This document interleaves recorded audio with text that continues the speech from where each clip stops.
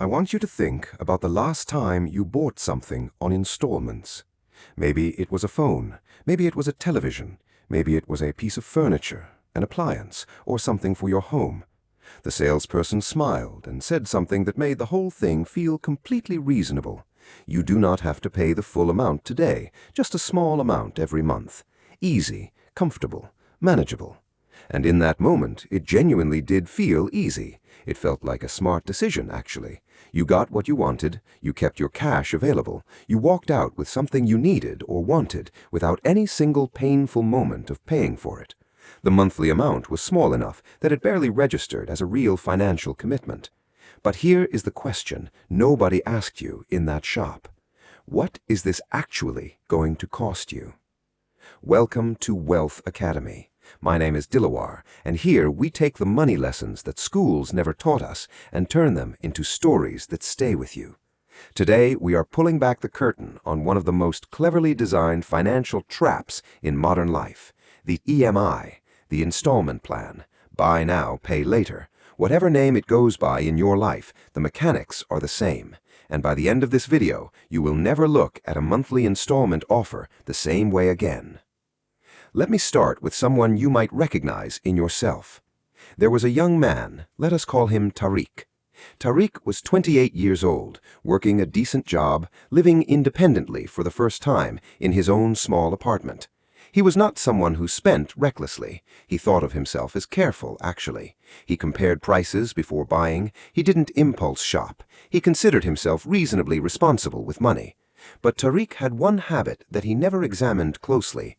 Every time something significant needed replacing or upgrading, he chose the installment option, not because he couldn't afford the item outright necessarily, but because the installment option always felt smarter. Why pay all at once when you can spread it out and keep cash in your pocket? So here's what Tariq's financial life actually looked like at 28. His phone was on a 24-month installment plan. His laptop was on an 18-month plan. The small television in his apartment was on a 12-month plan. He had taken a small personal loan to furnish his apartment when he first moved in and was still paying that off. And 6 months ago, he had upgraded his phone again, starting a new 24-month plan before the old one had even finished. Each individual payment was manageable. That was the whole point. Each one had made sense as a standalone decision. But when Tariq actually sat down one evening and added every single monthly installment payment together, the number quietly stunned him. Nearly 40% of his take-home salary every single month was going toward paying for things he had already received, things sitting in his apartment right now, things he was not buying this month or choosing this month, things whose excitement and novelty had long since faded into ordinary background life. He was paying for the past, every single month, with almost half his income. And because those payments were spread out in small amounts across many different plans, he had never seen the total clearly before. Each payment had felt small. Together, they were enormous. This is the installment trap, and Tariq's story is far more common than most people would feel comfortable admitting. So let's talk about what's actually happening inside an installment plan, because most people genuinely do not know. When you buy something on installments, especially through a bank or a financing company, you're not just paying for the item, you're paying for the privilege of paying later. That privilege has a price. It's called interest. And the way that interest is structured and presented is one of the most effective pieces of financial engineering ever designed to separate people from money without them feeling it happen. Here's a simple example. Imagine a phone that costs 50,000 rupees outright. The shop offers you a 12-month installment plan. They say your monthly payment will only be 4,800 rupees. That sounds close to 50,000 divided by 12, which would be about 4,167 rupees. So the difference seems small, just a few hundred rupees extra per month. But that few hundred rupees extra per month is interest, and when you calculate it properly, that interest rate on an annualized basis is often somewhere between 20 and 35%, sometimes higher depending on the financing company and how the plan is structured. You paid 50,000 rupees worth of phone, and you actually paid somewhere between 57,000 and 68,000 rupees by the time the plan finished. The extra 7 to 18,000 rupees went entirely to the financing company as profit for the service of letting you delay payment. And this is on a single item. Tariq had 5 active plans running simultaneously. Now here's where the installment trap becomes something more serious than just paying extra for things. The real damage of the installment culture is not just the interest alone, it's what the installment commitment does to your financial flexibility every single month going forward. Every installment payment you commit to is a fixed obligation. It doesn't care whether this month was a good month or a difficult one. It doesn't pause if your circumstances change. It simply arrives every month on the same date, claiming its portion of your income before you've had any real choice about how that income should be used. Financial experts call this committed expenditure, money that is already spoken for before the month even begins. And the more of your income is committed to past purchases, the less financial freedom you have in the present. When 20 or 30 or 40% of your income is already claimed by past decisions, your ability to respond to the present is severely limited. An opportunity arises that requires some cash flexibility, and you don't have it. An unexpected expense comes up, and there's nowhere to absorb it without going further into debt. A chance to invest appears, and you can't take it because the money is already committed to last year's phone and the year before's laptop.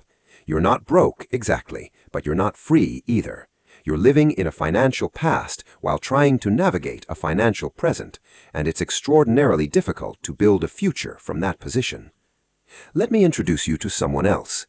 Amir grew up in the same neighborhood as Tariq, same kind of job, similar salary, similar life circumstances. But Amir had developed one financial habit early in his working life that looked from the outside like unnecessary stubbornness. Amir almost never bought anything on installments.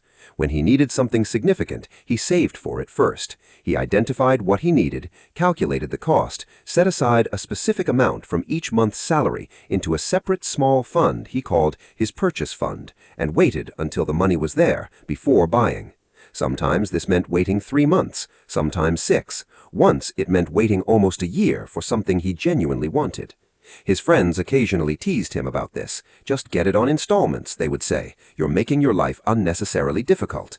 But here's what Amir's financial life looked like compared to Tariq's. Amir had 0 committed installment expenditure. Every single rupee of his monthly salary arrived available, not pre-claimed, not already spoken for, fully available for him to direct with intention. He had a proper emergency fund because he had the capacity to build one. He was investing a meaningful percentage of his income every month because nothing was eating into that possibility. And when an unexpected opportunity or expense arrived, he had the flexibility to respond to it without going into debt. 5 years into their working lives, Tariq and Amir had earned almost identical total incomes, but their financial positions were almost incomparably different. Not because of income, not because of intelligence, not because of luck or opportunity, because of the monthly installment habit and its absence. Now, I want to be honest here, because not all installment situations are identical, and pretending otherwise wouldn't be fair to you. There are circumstances where financing something makes genuine sense, a business asset that will generate income greater than its financing cost, an education investment with a clear and realistic return. In genuinely rare cases, a large necessary purchase where the financing terms are reasonable, and the alternative is leaving a genuinely urgent need unmet. The test for these situations is simple and honest. Will what I'm financing generate more value than it costs to finance? If the answer is clearly yes, and the numbers actually support it, the installment may be a reasonable tool. But a phone is not a business asset. A television is not an investment. A new sofa is not something that generates returns. These are consumption items, things you buy because you want them or need them, use them, and they gradually wear out. Financing consumption items at 20 to 35% annual interest is one of the most reliably effective ways to slowly drain wealth from ordinary people who are not paying close enough attention to notice it happening. So, what do you actually do with this practically? The first thing is to calculate your total monthly installment commitment right now. Add every single active plan, every loan repayment, every buy now, pay later obligation. Get the real total. Then calculate what percentage of your take-home salary that total represents. If that number is above 20%, you have a committed expenditure problem that is limiting your financial freedom significantly. The second thing is to make a clear decision that going forward, consumption items will be saved for before being purchased, not financed. This single decision, applied consistently, removes the interest drain completely, and more importantly, keeps your future income free rather than pre-committed. The third thing is to build a purchase fund, a separate small savings allocation each month specifically for upcoming planned purchases. When the money is there, you buy. When it is not, you wait. This is not deprivation. This is the difference between paying 50,000 rupees for something and paying 65,000 rupees for the same thing. The fourth thing is to finish what is already started. If you have active installment plans running, finish them. Do not take on new consumption financing until existing commitments are cleared. Each plan that ends is a portion of your monthly income that becomes free. Direct that freed amount immediately into savings or investment before lifestyle has a chance to absorb it. Tariq, after that evening of honest calculation, made some changes. He did not panic. He did not try to pay everything off at once in some dramatic gesture. He simply made two decisions and stuck to them. First, he would take on no new installment plans for consumption items, full stop. Whatever he wanted next, he would save for first. Second, as each existing plan finished, he would redirect that exact monthly amount into savings investment automatically before anything else could claim it. 18 months later, 3 of his 5 plans had finished. He had redirected those amounts into savings. For the first time in his adult working life, less than 15% of his income was committed to past purchases. The rest was available, actually available, not theoretically available, but actually claimed. He called it the feeling of financial breathing room, something he had not felt since before he started his first job and his first installment plan. He told a friend, "I thought installments were making my life easier. They were making my life smaller. Every plan I signed was a little less room to move, and I never noticed until I added them all up." That is the real cost of buying on installments. Not just the interest, not just the extra rupees paid for the same item, but the slow and quiet and cumulative shrinking of your financial freedom. The month-by-month erosion of your ability to respond to life as it actually arrives, rather than as you planned it from a shop counter 18 months ago. The item in your home right now, the one you are still paying for, the one whose excitement wore off months ago, is not just costing you money, it is costing you options. It is costing you flexibility. It is costing you the financial room to do something better with what you earn. Pay for the past or invest in the future. Every installment plan is a vote for the past. If this changed how you think about the next installment offer you're going to be shown, write in the comments, "I'm buying with cash from now on." Like the video, subscribe to Wealth Academy, and hit the bell, because next time we go even deeper into the habits and decisions that quietly determine your entire financial future.